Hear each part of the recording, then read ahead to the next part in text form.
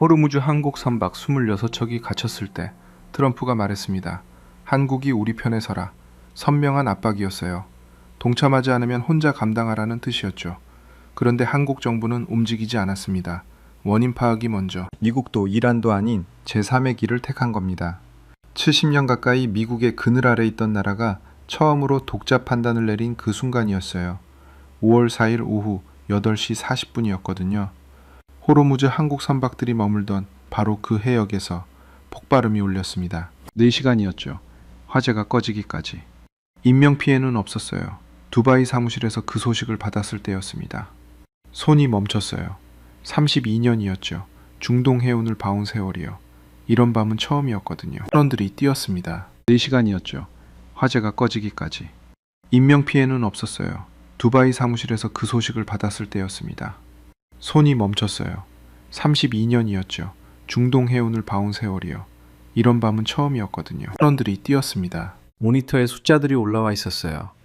호르무즈 한국 선박 26척, 하루 손실 143만 달러, 우리 돈으로 21억 원이에요. 생각보다 훨씬 큰 숫자인 거예요.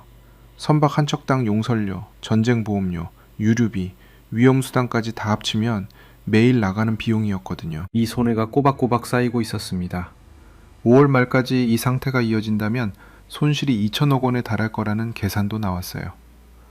한국이 수입하는 원유의 95%가 이 해협을 통과해요. 전기가, 난방이, 공장이 멈추기 직전의 숫자잖아요. 그런데 한국 정부는 조용하더라고요. 트럼프의 압박에도, 이란의 총구 앞에도 한마디만 반복했습니다. 사고 원인을 먼저 파악해야 합니다. 그 말을 듣고 코웃음이 나왔죠. 한국이 뭘 할 수 있겠어? 결국 미국 편에 설 거야. 강한 자 편에 서지 않는 나라는 없었거든요. 특히 미국과 이란 사이에 끼인 나라는요. 오랜 세월이 그걸 가르쳐 줬겠죠. 옆자리 동료 펠리페가 몸을 돌렸어요. 닉, 그런데 이상하지 않아? 이란이 쐈다고 했다가 안 쐈다고 했다가. 이란 내부에서도 말이 엇갈리고 있었거든요. 이란 혁명수비대 매체는 한국 선박을 표적으로 공격했다고 보도했어요. 그런데 주한 이란 대사관은 이란군과 무관하다고 했습니다. 같은 나라에서 정반대 말이 나온 거예요. 창가로 걸어갔습니다. 두바이 항구 불빛이 검은 바다 위에 흔들리고 있었어요. 그런데 이상한 일이 벌어지고 있었거든요. 한국이 계속 안 움직이는 겁니다. 트럼프가 우리 주도 호송작전에 동참하라고 압박해도, 이란이 우리가 했다고 했다가 아니다고 해도 한국 정부는 같은 말을 반복했어요. 원인 파악이 먼저입니다. 코트를 집어들고 항구 방향으로 나갔어요. 나무호가 예인되고 있다는 소식을 들었거든요. 길이 182m, 폭 30m의 화물선이 예인선에 이끌려 천천히 들어오고 있었습니다. 발걸음이 저절로 빨라졌죠. 기관실에서 그을린 자국이 보이더라고요. 선체에 대규모 파공은 없었어요. 드론이나 미사일이 뚫은 구멍 같은 흔적이 안 보였거든요. 그러면 기뢰인가? 아니면 내부 결함인가?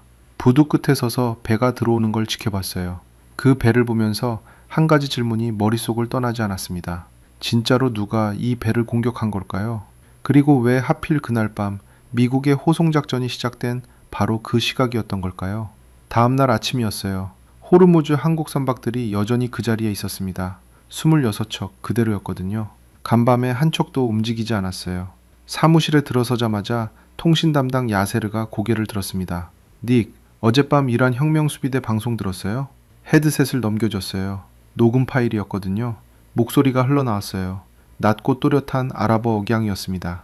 호르무즈 해협은 여전히 봉쇄 상태다. 우리는 트위터 따위가 아니라 하메네이의 명령에 의해서만 해협을 연다. 잠깐 멈췄다가 이어졌어요. 해협을 통과하고 싶다면 반드시 이란 혁명수비대의 허가를 받아야 한다. 미국의 적과 연루된 모든 선박은 통과를 시도할 경우 공격 대상이 된다. 헤드셋을 내려놨습니다. 창밖으로 항구 불빛이 아직 꺼지지 않은 시간이었거든요. 호르무즈 한국 선박 선원들이 이 방송을 매일 듣고 있는 겁니다. 26척에 탄 수백 명이요. 한 선원이 MBC 기자에게 메시지를 보냈다는 기사를 읽었어요. 이란이 해협을 연다고 발표해도 우린 못 움직여요. 이동해도 통과가 안 되니까 같은 자리에서 대기 중이에요. 답답한 심경이 느껴지더라고요. 야세르가 계산표를 열었어요. 26척, 하루 손실 보고서예요. 숫자들이 펼쳐졌습니다. 선박 자본비, 그러니까 용선료에 대출 원리금까지 하루 63만 달러. 전쟁 보험료가 56만 달러였어요. 유류비 15만 달러, 선원 위험수당 약 8만 달러, 생필품 비용 1만 달러. 다 합치면 하루 143만 달러였거든요. 우리 돈 21억 원이요.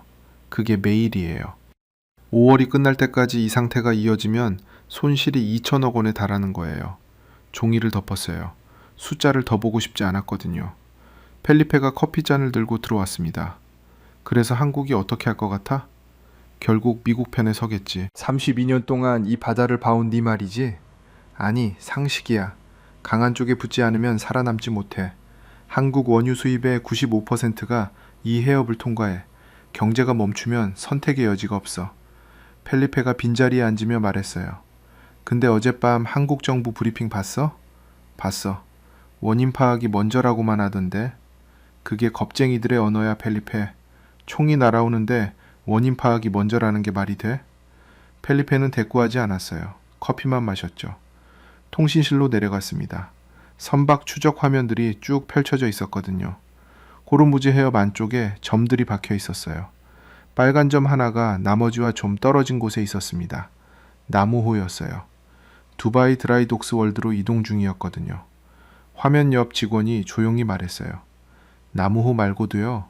5월 4일 그날 밤 프랑스 선박도 한 척 피격됐다는 이란 언론 보도가 나왔어요. 프랑스도?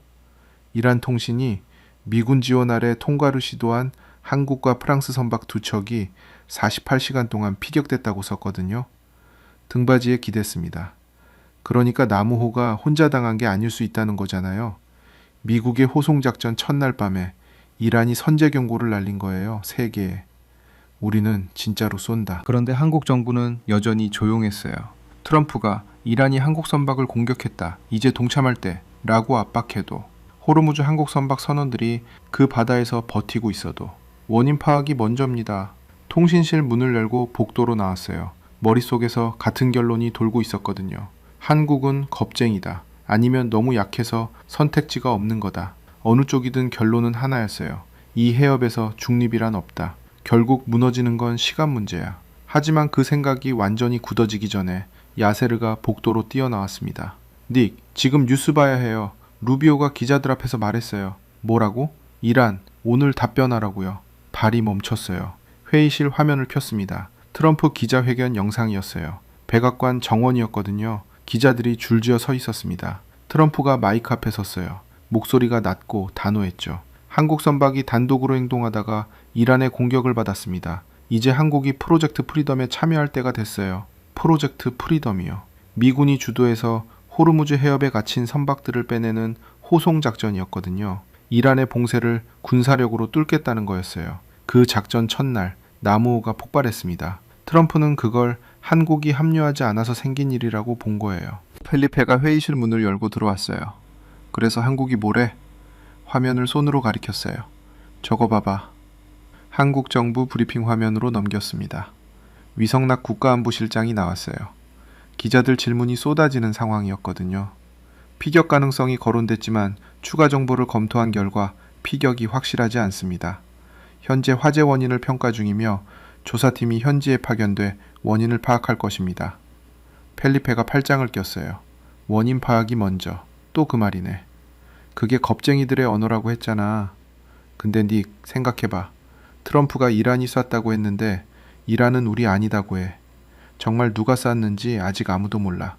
그 상황에서 한국이 미국 편에 섰다가 나중에 기뢰였다고 밝혀지면 어떻게 돼? 외교적으로 곤란해지겠지. 곤란한 수준이 아니지. 이란하고 완전히 끊기는 거야.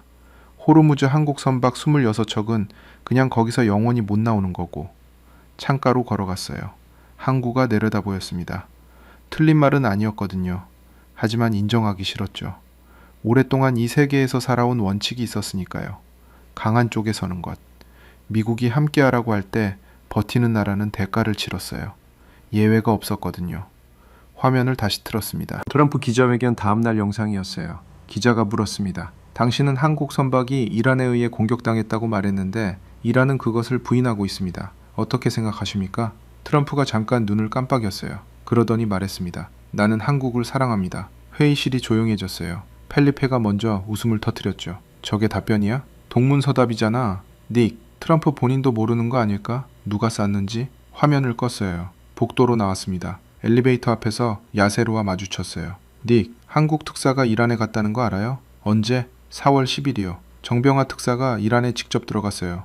호르무즈 한국 선박 26척 이야기를 전달하고 통행을 요청했다는 거예요. 걸음을 멈췄습니다. 그리고요. 7억 원 상당의 인도적 지원도 제안했대요. 야세르가 엘리베이터를 탔어요. 복도에 혼자 남았습니다. 4월 10일이면 한참 전이었거든요. 전쟁이 한창이던 때에 한국이 이란에 특사를 보냈다는 거잖아요. 미국의 작전이 시작되기도 전에 총 대신 돈을 들고 이란 문을 두드린 거예요. 그게 무슨 의미인지 머릿속에서 정리가 안 됐어요. 겁쟁이는 특사를 보내지 않거든요. 겁쟁이는 그냥 숨죠. 그런데 한국은 이란 앞에 직접 나타났습니다. 미국 눈치를 보면서도 이란과 채널을 유지한 거예요. 계단 쪽으로 걸어갔어요. 창문 너머로 한국 크레인들이 빛을 받아 흔들리고 있었거든요. 이란이 요구하는 조건이 있었습니다. 호르무즈 해협을 이란의 영해로 인정하라는 거였어요. 어마어마한 요구였거든요. 그걸 인정하면 세계 원유 5분의 1이 지나는 이 바다의 통행권을 이란이 주는 겁니다. 미국도 안 된다고 했어요. 유럽도 거절했죠. 그런데 한국은 거절도 수락도 하지 않고 특사를 보냈습니다. 7억 원을 들고서요. 펠리페 말이 다시 떠올랐어요. 정말 누가 쐈는지 아무도 몰라. 호르무즈 한국 선박 선원이 가족에게 보낸 메시지가 기사로 나왔던 게 생각났습니다. 걱정 마. 움직이지 않으면 괜찮아. 그 선원은 아직 그 바다에 있어요. 26척 선원 수백 명이 그 무전 방송을 들으면서 버티고 있었거든요. 이란이 움직이면 쏜다고 하는 그 바다에서요. 계단을 내려가면서 손잡이를 꽉 쥐었어요. 뭔가 잘못 보고 있다는 느낌이 들었거든요. 한국이 겁쟁이인 게 아닐 수도 있다는 거잖아요. 아니면 겁쟁이가 맞는데 가장 영리한 방식으로 겁을 먹고 있는 건지. 로비에 내려서는 순간 핸드폰이 울렸어요. 야세르였습니다. 닉, 나무 조사팀이 오늘 기관실에 들어가요. 결과가 나오기 시작한대요. 발걸음이 빨라졌습니다. 드라이독스 월드 두바이 앞이었습니다. 중동에서 가장 큰 수리조선소예요. 정문 앞에 서자 짠바람이 먼저 왔어요. 기름 냄새가 섞여 있었습니다. 보안 직원이 신분증을 확인했어요. 해운 컨설턴트 명함을 한 장 더 꺼냈습니다. 잠깐 기다리라는 손짓을 하더니 안쪽으로 무전을 쳤어요. 호르무즈 한국 선박 나무호가 저 안에 있었거든요. 길이 182m짜리 화물선이 계류장에 묶여 있었어요. 기관실 쪽이 시커멓게 그을려 있었습니다. 한국 정부 조사단이 안에 들어가 있었어요. 해양안전심판원 조사관 3명, 소방청 감식 전문가 4명이었거든요. 폐쇄회로 영상과 항해 기록 장치를 확보해서 분석 중이라는 얘기를 들었습니다. 통과 허가가 났어요. 계류장 쪽으로 걸어갔습니다. 배 가까이 다가갔을 때였어요. 기관실 쪽 외벽을 천천히 훑어봤습니다. 드론이나 미사일이 뚫고 들어간 구멍이 있는지 찾았거든요. 없었어요. 대규모 파공이 없었습니다. 선체가 기울거나 침수된 흔적도 보이지 않았어요. 옆에 서 있던 조선소 직원이 말했습니다. 선체 외부는 깨끗한 편이에요. 기관실 안쪽에서 타오른 거라서요. 그렇다면 이란 혁명수비대가 쐈다는 건 설명이 안 됐어요. 미사일이나 드론으로 공격을 받았다면 외부에 흔적이 남아야 하거든요. 길을 선체 수면 아래 부분에 손상이 있어야 했고요. 계류장 끝까지 걸어가서 뒤를 돌아봤습니다. 배 전체 윤곽이 보였어요. 그 흐름은 기관실 위쪽 환기구 쪽에 집중돼 있었거든요. 내부에서 타오른 화염이 그 구멍을 타고 나온 흔적이었어요. 그런데 이상한 부분이 있었습니다. 선원들이 일반 기관실 사고와는 다른 강한 폭발음을 들었다고 진술했거든요. 내부 결함이라면 그 정도 폭발음이 나기 어려웠어요. 조선소 직원에게 물었습니다. 수면 아래 선체는 언제 확인할 수 있어요? 배를 건성거에 올려야 해요. 지금은 물속에 잠겨 있어서 육안 확인이 안 되는 상태예요. 건선거에 올리는데 시간이 걸린다는 거잖아요. 그러니까 진짜 원인은 아직 아무도 모른다는 거였습니다. 계류장 난간에 손을 짚었어요. 바다 쪽을 봤습니다. 오만만의 기뢰가 떠다닌다는 겁니다. 기뢰가 씁니다.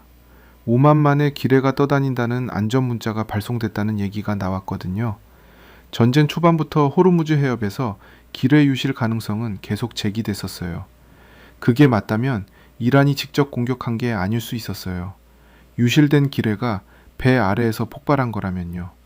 그런데 이란 국영방송 프레스TV는 혁명수비대가 한국 선박을 표적으로 공격한 것이 맞다고 보도했거든요. 이란 내부 통신 이르나는 미군 지원 아래 통과를 시도한 한국과 프랑스 선박이 피격됐다고 썼어요. 같은 이란 언론인데 말이 달랐습니다. 이란 의회는 뭐라고 했냐면 한국 국회 외교통일위원장하고 화상면담을 했어요. 에브라임 아지지 위원장이 직접 말했습니다. 이란군이 공격하지 않았다. 혁명수비대의 입장은 이란 정부의 공식 입장이 아니라고 선을 그은 거예요. 쪼그리고 앉아서 계류줄을 잡았어요. 줄이 팽팽하게 당겨져 있었거든요. 이 배에 탄 24명은 지금 다 하선한 상태였습니다. 선원들이 전날 밤 조사를 마치고 배에서 내려왔거든요. 그들 중 한국인 6명이 있었어요. 이란이 쐈는지 기뢰에 걸렸는지 그것도 모른 채 그 밤을 견딘 사람들이었습니다. 일어섰어요. 그을린 기관실 쪽을 다시 바라봤습니다. 진실이 저 안에 있었어요. 폐쇄회로 영상 안에, 항해 기록 장치 데이터 안에, 기관실 그을음 패턴 안에. 그런데 그걸 꺼내려면 시간이 필요했거든요. 배를 건선거에 올려야 하고 수면 아래 선체를 확인해야 하고 발화점을 특정해야 했습니다. 그 시간 동안 세계는 각자 믿고 싶은 이야기를 골랐어요. 트럼프는 이란이 쐈다고 했고 이란 대사관은 아니라고 했고 이란 방송은 쐈다고 했고 이란 의회는 아니라고 했습니다. 그 혼선 속에서 한국 정부만 같은 말을 반복하고 있었어요. 원인 파악이 먼저입니다. 계류장을 나오면서 조선소 직원에게 말했어요. 조사 결과 언제쯤 나올 것 같아요? 솔직히 말씀드리면 수일에서 수주 걸릴 수 있어요. 화재 현장이 그대로 보존되어 있는 건 다행이지만 발화점 특정이 쉽지 않거든요. 정문을 나왔습니다. 해가 지고 있었어요. 한국 크레인 실루엣이 하늘에 길게 그려지고 있었거든요. 핸드폰을 열었어요. 뉴스가 올라와 있었습니다. 루비오가 로마에서 한 발언이었어요. 1시간 전까지도 이란의 답변을 받지 못했다. 오늘 중에는 뭔가 알게 될 것이다. 호르무즈 한국 선박들이 아직 그 해협 안에 있는데 종전 협상의 답변 기한이 오늘이었습니다. 이란이 답변을 내놓으면 상황이 바뀔 수도 있어요. 내놓지 않으면 미국이 다시 공격할 수도 있었거든요. 택시를 잡았어요. 호텔로 가야 했습니다. 뒷째 좌석에 앉아 창밖을 봤어요. 두바이 고속도로 불빛이 빠르게 스쳐 지나갔어요. 머릿속에서 두 가지가 계속 부딪혔어요. 한국이 겁쟁이라는 생각과 한국이 가장 영리하게 움직이고 있다는 생각이었거든요. 어느 쪽이 맞는지 아직 몰랐습니다. 그런데 한 가지는 확실했어요. 진짜 원인이 밝혀지는 순간 이 판이 완전히 뒤집힐 거라는 거였죠. 호텔 로비에 들어서자마자 텔레비전 화면이 눈에 들어왔습니다. 루비오가 로마 기자회견장에 서 있었어요. 이탈리아의 교황 방문차 들른 자리에서 기자들을 만난 거였거든요. 볼륨을 높였습니다. 우리는 오늘 뭔가를 알게 될 것입니다. 이란으로부터 답변을 기다리고 있어요. 진지한 협상 프로세스로 이어질 수 있는 내용이기를 바랍니다. 기자가 다시 물었어요. 이란이 협상을 의도적으로 지연시키고 있다고 보십니까? 루비오가 잠깐 멈췄다가 말했습니다. 곧 알게 될 것입니다. 텔레비전에서 눈을 뗐어요. 로비 소파에 앉았습니다. 미국이 이란에 요구하는 조건이 알려져 있었거든요. 7가지였어요. 그 중에서 핵심 2가지가 있었습니다. 우라늄 농축을 20년간 중단하는 것, 그리고 호르무즈 해협을 단계적으로 재개방하는 것. 호르무즈 한국 선박들이 그 재개방의 조건 안에 묶여 있었어요. 이란이 오늘 그 답변을 내놓는다면 26척이 나올 수 있는 문이 열리는 거였거든요. 내놓지 않는다면 미국은 다시 타격 준비를 할 거였어요. 핸드폰이 울렸어요. 펠리페였습니다. 닉, 어디야? 호텔 로비. 나와. 우리 회사 카페 있잖아. 얘기 좀 해야 해. 카페로 갔어요. 펠리페가 먼저 가 있었습니다. 테이블 위에 태블릿이 펼쳐져 있었거든요. 이거 봐. 화면을 내밀었어요. 중국 뉴스였습니다. 중국 유조선이 이란의 공격을 받았다는 내용이었거든요. 같은 주 중에 벌어진 일이었어요. 중국 정부가 피격 사실을 인정했다는 거였습니다. 중국이 이란한테 당했어. 중국은 이란의 핵심 우호국이에요. 이란이 국제 제재를 받는 동안 중국이 원유를 사줬거든요. 사실상 이란 경제의 버팀목이었습니다. 그 중국 유조선이 호르무즈 해협에서 불탔어요. 테이블에 등을 기댔어요. 이란이 미쳤군. 아니면 그만큼 절박한 거지. 자기 편도 구별 안 할 정도로. 그러면 호르무즈 한국 선박들은 더 위험한 거 아니야? 그래서 내가 부른 거야. 펠리페가 태블릿을 다시 가져갔어요.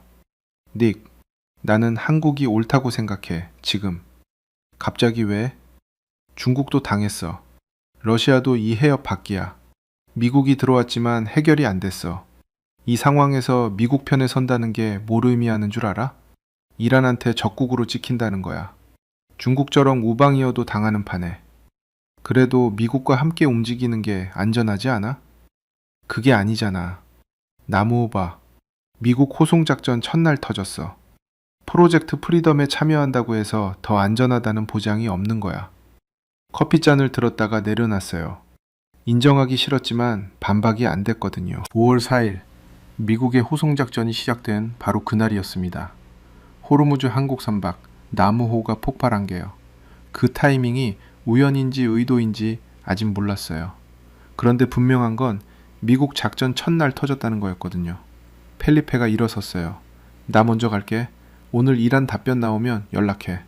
혼자 카페에 남았습니다. 창밖으로 두바이 거리가 보였어요. 사람들이 오가고 있었거든요. 이 도시 사람들은 얼마나 알고 있을지 생각했어요. 지금 이 순간 페르시아만 어딘가에서 수백 명이 무전 방송을 들으며 버티고 있다는 걸. 이란이 오늘 답변을 내놓느냐 마느냐에 따라 그 배들의 운명이 달라진다는 걸. 국제해사기구가 어제 발표한 숫자가 떠올랐어요. 호르무즈 해협과 페르시아만에 발이 묶인 선원이 약 2만 명이었습니다. 선박은 1,500척이었어요. 87개 나라 선원들이었거든요.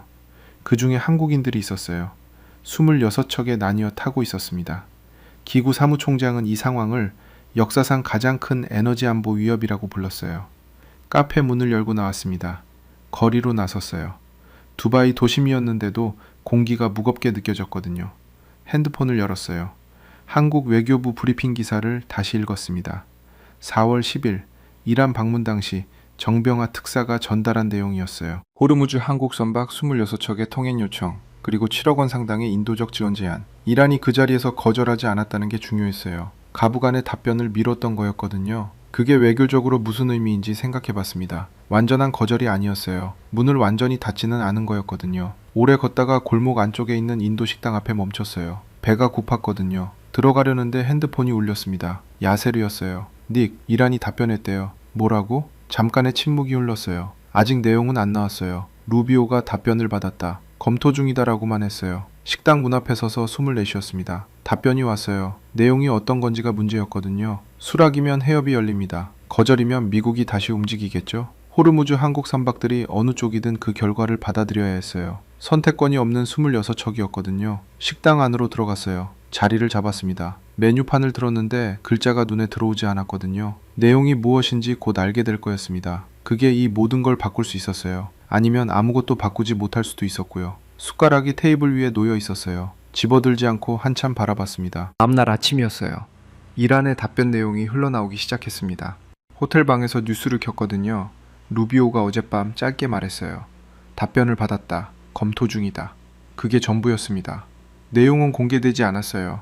그런데 외신들이 하나씩 조각을 맞춰가고 있었거든요. 이란이 미국의 7가지 조건을 수용하지 않았다는 얘기였어요. 우라늄 농축 20년 중단은 받아들일 수 없다는 입장을 유지했고, 호르무즈 해협 재개방은 협상 가능하지만 조건이 있다고 했다는 거였습니다. 그 조건이 뭔지는 아직 안 나왔어요. 핸드폰을 집었습니다. 야세르한테 메시지를 보냈어요. 오늘 어디 있어? 답이 빠르게 왔거든요. 한국 선원들 임시 숙소 근처예요. 하선한 선원들이 두바이에 머물고 있거든요. 옷을 입고 나갔어요. 야세르가 보내준 주소로 갔습니다. 두바이 외곽 쪽 숙소였어요. 작은 한식당이 붙어있는 건물이었거든요. 야세르가 밖에 서 있었어요. 선원들이 저기서 식사 중이에요. 한식당 유리창 너머로 사람들이 보였습니다. 한국 사람들이었어요. 밥을 먹고 있었거든요. 조용했어요. 말이 별로 없었습니다. 야세르가 말했어요. 선원 한 명이 인터뷰에 응했어요. 잠깐 얘기 나눠도 된대요. 식당 문을 열었습니다. 한국인 선원이 구석자리에 앉아 있었어요. 30대 후반쯤 됐을까요? 얼굴이 피곤해 보였지만 눈빛은 또렷했거든요.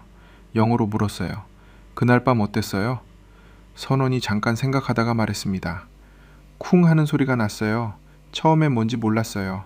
그런데 연기가 올라왔거든요. 기관실 쪽에서요. 폭발음이 강했나요? 보통 기관실 사고랑 달랐어요. 더 강했거든요.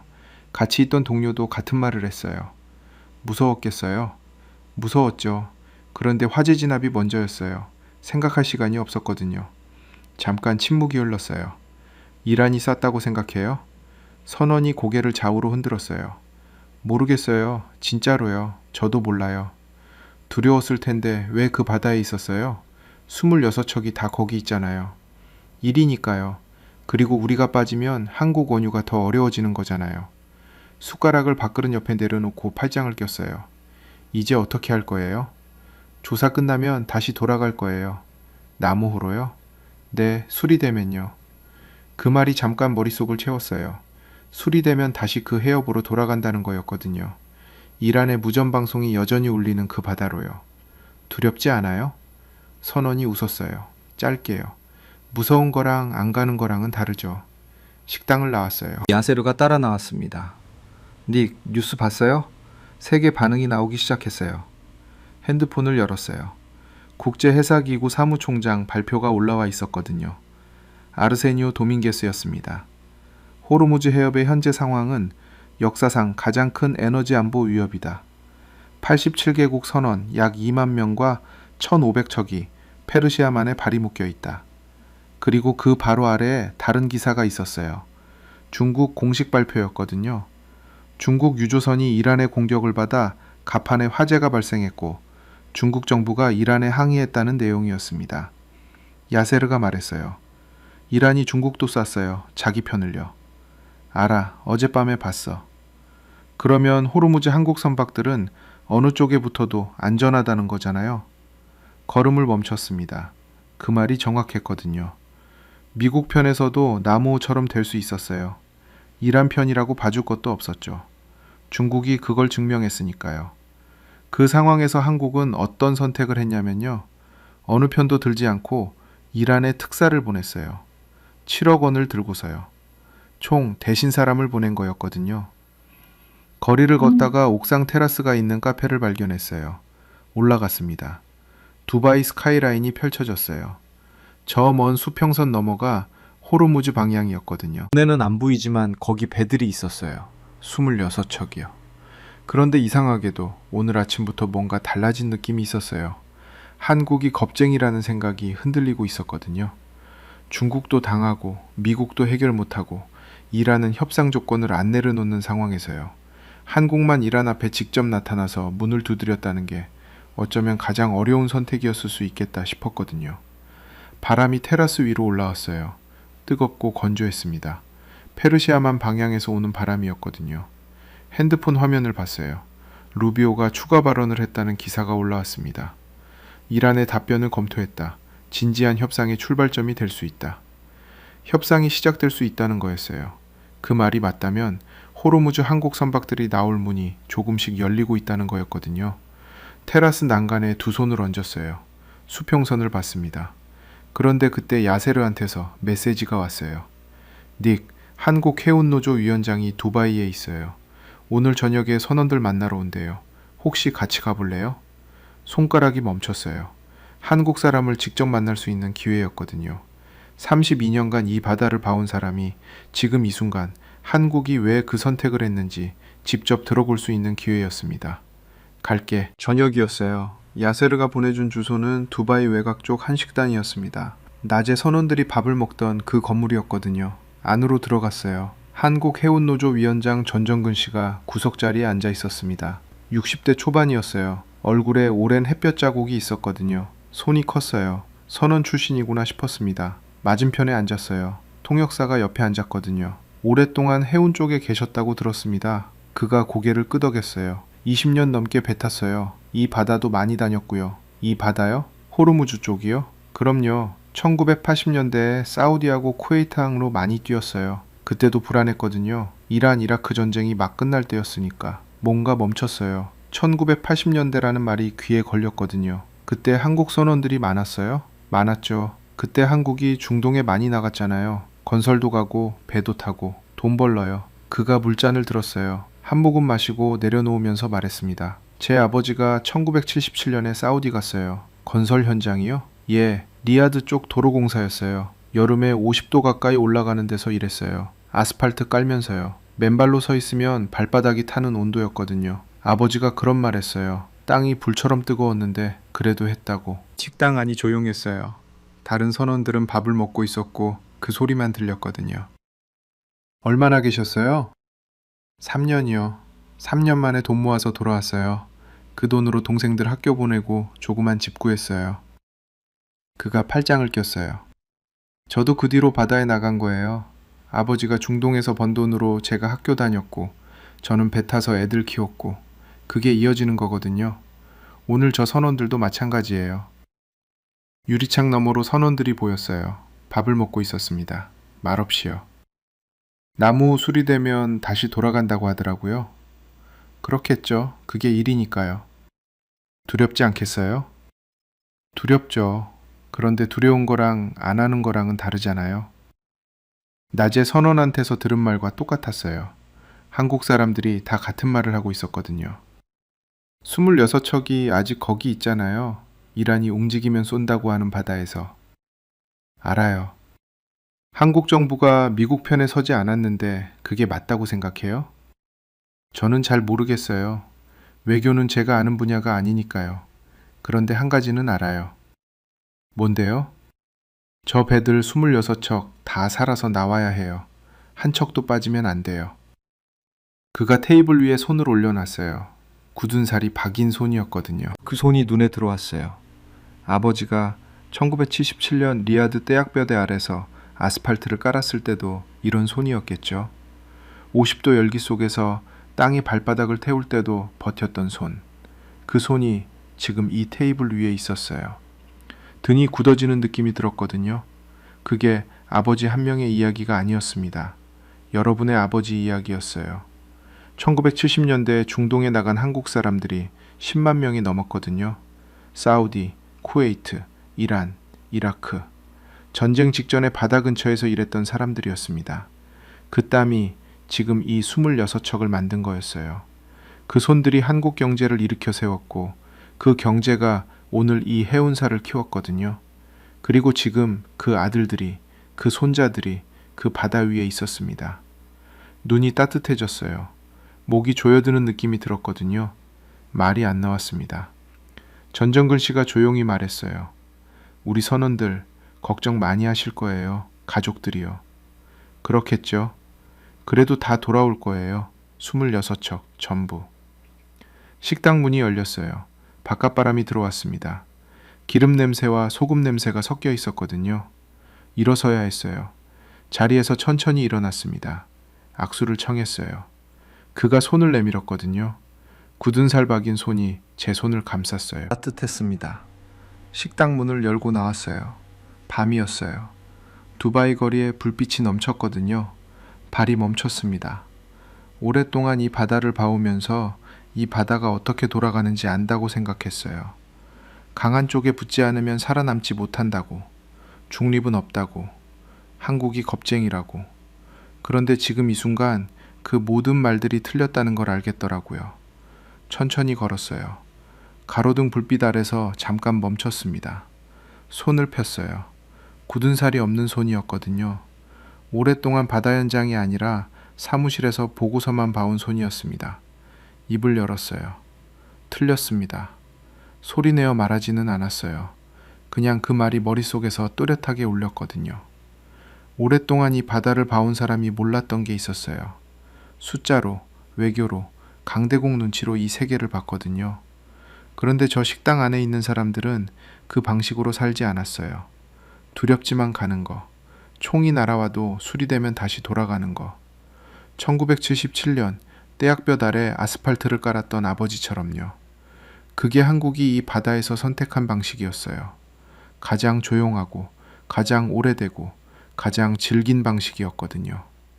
발걸음을 옮겼습니다. 호텔 방향으로 걸었어요. 오늘 밤 써야 할 게 생겼거든요. 호텔 방에 돌아왔어요. 시계를 봤습니다. 밤 10시가 넘어 있었거든요. 노트북을 열었어요. 빈 문서 화면이 켜졌습니다. 커서가 깜빡이고 있었어요. 쓰려고 앉았는데 손이 바로 움직이지 않았어요. 무슨 말을 써야 할지는 알겠는데 그 말을 쓰는 게 쉽지 않았거든요. 오랫동안 이 세계에서 보고서를 써왔어요. 숫자로요.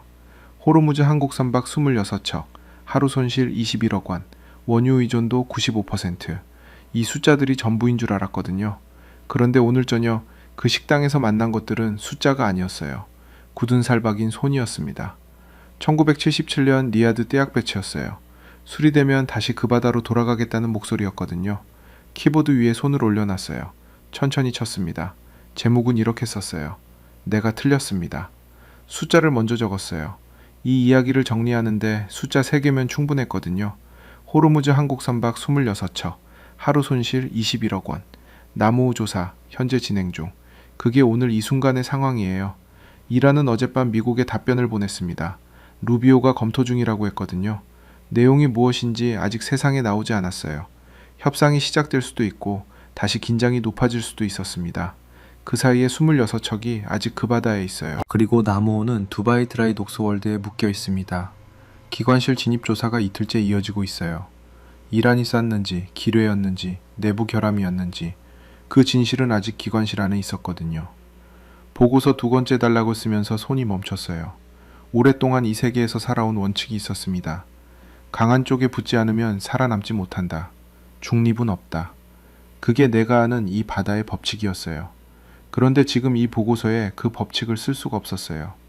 한국은 강한 쪽에 붙지 않았거든요. 미국도 아니었어요. 이란도 아니었습니다. 그 둘 사이에서 혼자 이란 문을 두드렸어요. 총 대신 사람을 들고서요. 7억 원을 들고서요. 그리고 선원들은 수리되면 다시 그 바다로 돌아가겠다고 했습니다. 그게 중립이 아니었어요. 그건 다른 방식의 용기였거든요. 노트북 화면을 한참 봤어요. 커서가 깜빡이고 있었습니다. 이 보고서에서 내가 틀렸다고 써야 했어요. 한국을 겁쟁이라고 했던 것, 중립은 없다고 했던 것, 결국 미국 편에 설 거라고 했던 것, 그게 전부 틀렸습니다. 숫자로만 보면 몰랐어요. 하루 21억 원 손실만 보면 한국이 왜 버티는지 이해가 안 됐거든요. 그런데 그 숫자 뒤에 사람이 있었어요. 1977년 리야드 아스팔트 위에서 버텼던 손이 있었고 그 손이 오늘 이 바다 위에 배들을 만들었거든요. 그걸 몰랐습니다. 이 바다를 오래 봐왔다고 생각했어요. 그런데 정작 이 바다 위에 서 있는 사람들을 보지 못했던 거였어요. 보고서를 닫았어요. 노트북을 덮지 않은 채 일어섰습니다. 코트를 걸쳤어요. 방문을 열고 나갔거든요. 밤이었지만 드라이 독스월드 방향으로 걸었어요. 거리가 꽤 됐지만 걷고 싶었거든요. 항구 쪽으로 방향을 잡았습니다. 두바이 야경이 검은 바다에 반사되고 있었어요. 불빛들이 출렁거렸거든요. 드라이 독스월드 외벽이 보이는 부두 끝까지 걸어갔어요. 난간 앞에 섰습니다. 바람이 얼굴을 쳤어요. 기름 냄새가 났어요. 소금 냄새도요. 페르시아만 방향에서 오는 바람이었거든요. 저 바람이 불어오는 방향 어딘가에 26척이 있었어요. 무전기를 틀면 이란 혁명수비대 목소리가 들릴 그 바다예요. 그 배들 위에 사람들이 있었거든요. 난간 위에 두 손을 얹었어요. 차가웠습니다. 밤바람이 지나가면서 손등이 서늘해졌어요. 나무호 기관실 그 흐름이 떠올랐어요. 외부 파공이 없었던 선체가요. 그 안에서 4시간 동안 화재와 싸웠던 선원들이요. 그리고 아까 식당에서 굳은 살 박인 손이 테이블 위에 올라왔을 때요. 그 순간이 자꾸 머릿속에 들어왔어요. 한참을 서 있었습니다. 바닷물이 부두 아래를 치고 올라오는 소리가 들렸어요. 일정한 간격으로요. 이 바다가 오랫동안 여기 있었다는 게 느껴졌어요. 한국 선박들이 이 바다를 다닌 것도 수십 년이었거든요. 그 수십 년 동안 이란, 이라크 전쟁도 있었고 걸프전도 있었고 제재도 있었어요. 그때마다 이 바다를 지나갔던 사람들이 있었던 거예요. 한국이 미국 편에 서지 않은 게 겁쟁이처럼 보였어요. 그런데 지금은 다르게 보였거든요. 이 바다를 수십 년째 다녀온 나라가 가장 잘 알고 있었던 거예요. 어느 편에 서지 않아야 이 바다에서 계속 살아남을 수 있는지를요. 이건 단순한 외교 계산이 아니었습니다. 이 바다에서 살아온 시간이 만들어낸 판단이었어요. 난간에서 손을 뗐습니다. 천천히 주머니 안으로 집어넣었어요. 부두를 따라 천천히 걸었어요. 드라이독스 월드 계류장 쪽으로요. 멀리서 나무 실루엣이 보였거든요. 조명을 받아서 그을린 기관실 부위가 어렴풋이 보였습니다. 배가 조용히 묶여 있었어요. 저 안에서 조사가 진행 중이었어요. 진실을 찾고 있었거든요. 그 진실이 무엇으로 밝혀지든 이 배는 수리될 거예요. 그리고 선원들은 다시 저 배에 오를 거였거든요. 수리되면 돌아간다고 했으니까요. 발걸음을 멈췄어요. 나무호를 바라봤습니다. 백고동 소리가 멀리서 들렸어요. 다른 배였거든요. 두바이 항구 쪽에서 들어오는 배였습니다. 그 소리가 오래 공중에 남아 있었어요. 파도가 부두 아래를 또 쳤거든요. 호르무즈 한국 선박들이 아직 그 바다에 있었습니다. 이란의 답변이 검토되고 있었어요. 나무호 조사가 이틀째 이어지고 있었거든요. 모든 것이 아직 진행 중이었어요. 그게 오늘 이 순간이었습니다.